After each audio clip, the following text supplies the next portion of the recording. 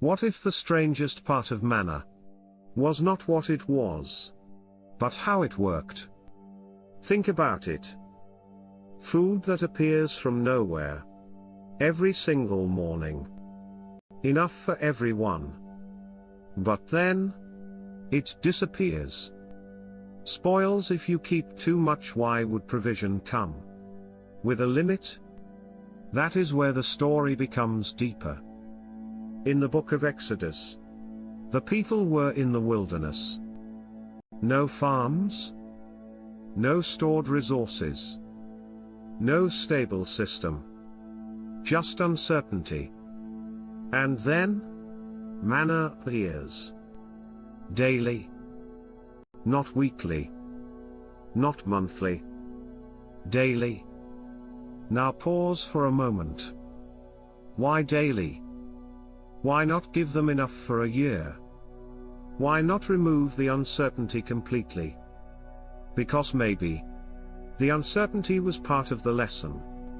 Because control was being removed, and dependence was being built. Every morning, they had to go out and gather again. Not rely on yesterday. Not depend on stored supply. But step out again. And that changes everything. Because it turns provision into a relationship, not just a resource. Think about that carefully. Most people want independence.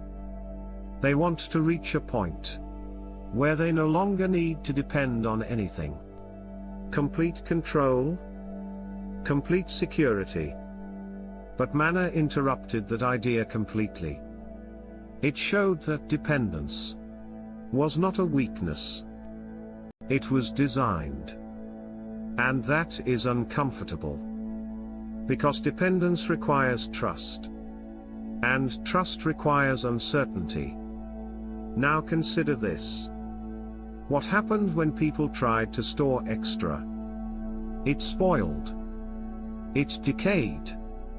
What was meant to sustain became useless. Why?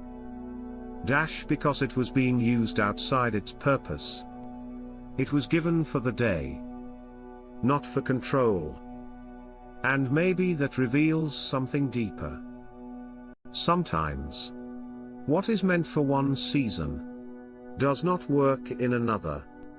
Sometimes, what is given for today is not meant to be forced into tomorrow. And when people try to force it, it breaks down. Think about modern life. People try to secure everything. Money, plans, outcomes. They try to remove all uncertainty. But life does not fully allow that. Because no matter how much control people build, there is always something unknown. And that is where anxiety comes from. The desire to control what cannot be fully controlled. But manna presents a different way of thinking. Receive what is needed today. Use what is given now.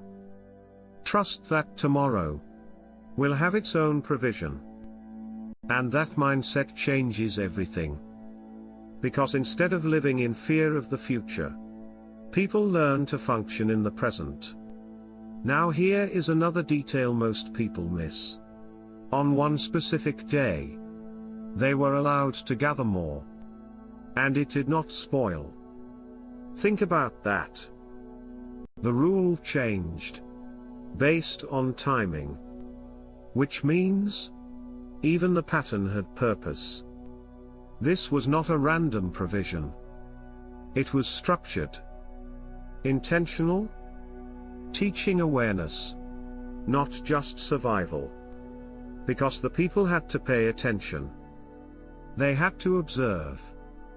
They had to follow instructions carefully. And that required discipline. Not just physically, but mentally. Now step back and look at the bigger picture. Manna was not just feeding people. It was reshaping how they think. From control to trust. From fear to awareness. From independence to dependence.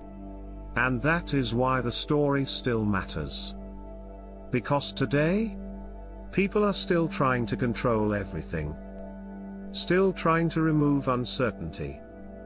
Still trying to secure outcomes before they happen. But life continues to prove that not everything can be predicted. And maybe that is not a flaw. Maybe it is intentional. Because uncertainty forces growth. It forces awareness. It forces people to adapt. And most importantly, it forces people to trust. But here is the final detail that changes the entire story. Manna stopped. It did not last forever. When the people reached a new season, it ended. Now think about that carefully. The provision changed. When the environment changed. Which means the lesson was complete. They were no longer in the wilderness. They had entered something new. And what sustained them before was no longer necessary. That is where many people struggle today. They try to hold on to old systems, old methods, old forms of security, even when life has already moved forward. And that creates resistance. Because growth requires letting go. Letting go of what worked before, to embrace what is needed now. So the real question is not, what was manna? The real question is, what are you trying to hold on to? Was that only meant for a past season? And what would change if you trusted today, without needing to control tomorrow? If this made you think differently, subscribe to Grace Unseen for more hidden biblical truths and deeper meanings behind the stories most people overlook.